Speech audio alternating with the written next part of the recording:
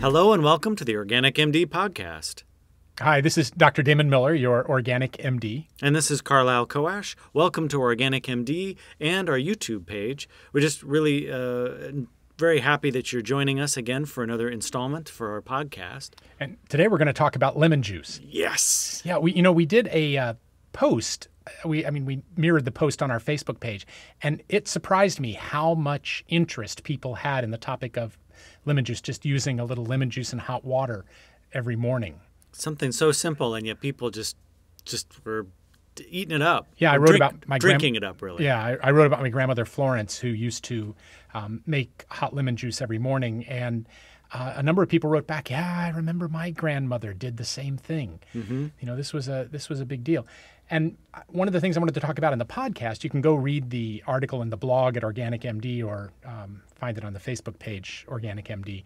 But a lot of people say, well, but I've been told not to eat too many acidic things. I've been told to avoid acids. I've got an acid stomach. I should not be drinking lemon juice. And I just wanted to talk about this because it's lemon juice is one of those things that just doesn't work the way you think it would. Mm. You know, the body is the chemistry of the body is based on something called buffers. Buffers are things that keep the pH of your body from vacillating, from, going high, low, high, low. You eat something a little bit acidic and your body becomes really acidic. That's not the way it works. And in fact, the buffers of the body are based on acetic acid, which is basically the acid that's in lemon juice or in vinegar. And so... I'm sorry, acidic acid or acetic acid? Well, acetic, acetic, acetic acid, vinegar, and similar to lemon juice, and the acids that are in citrus are the same. But these are organic acids. They're weak organic acids. That's how they're classified. And they actually feed the buffer system of the body. And so pH and buffer chemistry isn't at all intuitive in a biological system, but it's very predictable. Once you understand how it works, it's very predictable what it does, but it's not intuitive. And so when we're talking about acid-base balance in the body and the pH of the body, and you want the pH to be a little alkaline, you hear all these things. But what you need to know is that foods that would make you more alkaline often are themselves acids. So lemon juice is an alkalinizing food. Lemon juice, which is itself a weak organic acid, will make you more alkaline. Vinegar, which is a weak organic acid, will make you more alkaline. And the things that would make you more acidic are themselves alkaline. So a big piece of beefsteak, if you were to stick a pH probe into it, it's a bit alkaline. And yet, because of all the acids that would be produced as you broke down that piece of meat would make you acidic. The proteins in milk would make you acidic. So generally, it's fruits and vegetables are alkalinizing, and meats and proteins and animal products are acidifying. And so I use those words. If you think of it that way, if you use those words, not foods that are acid, foods that are alkaline, which is the way everybody in the world talks about it, which is just crazy making it because they don't work that way. It doesn't work that way.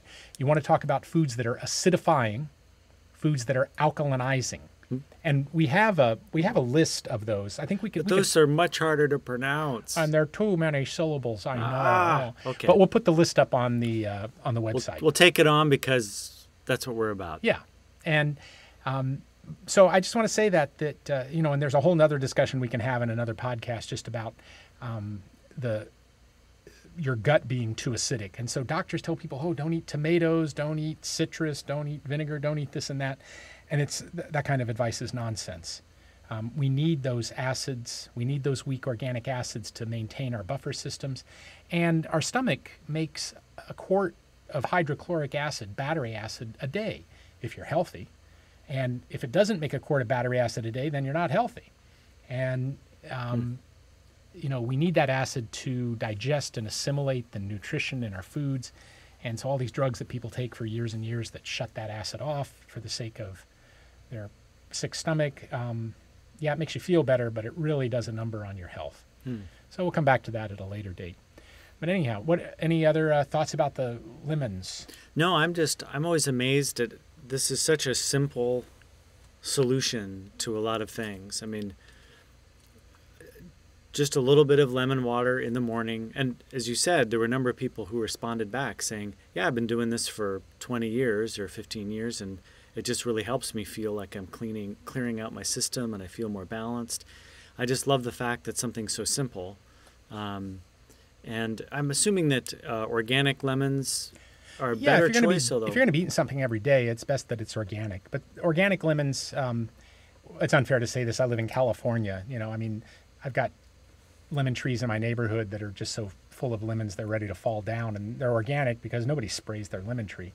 But you do want to be doing organic lemons, yes. And one of the things that we talk about mostly in the post, one of the purposes of lemon juice actually increases your production and flow of bile. So lemon is detoxifying. When you say you feel cleaned out, it's because it literally does sort of flush out your liver. It's a very simple liver detox. Very healthy, very simple, very tasty. And you just feel good when you do that first thing in the morning. You do want to pour a little hot water over the lemon juice, though. Lemon juice, when it's raw, can be a little upsetting to your stomach. And just by pouring boiling water over it, it cooks it just enough so that it loses that quality. You can let it cool down before you drink it, but you do want to kind of cook it just by pouring some boiling water over it and then letting it cool, or adding some cool water to. So you could cook it and then, say, cool it off in the refrigerator if you're making a lot of it? Yeah, absolutely. Okay. And then once you've done that, it's just ready to go. Cool. Yeah. Okay. All right. Well, thank you. And please subscribe if you like us. That way you'll hear about the new things we post. And feel free to comment. We want to hear what you want from us. Yeah, as always, we're really appreciative of any time you spend listening to our stuff and reading our posts. Always let us know if you have a suggestion or a thought, and we'll do what we can to get it done. Okay. To your health. Yeah. Have a good one.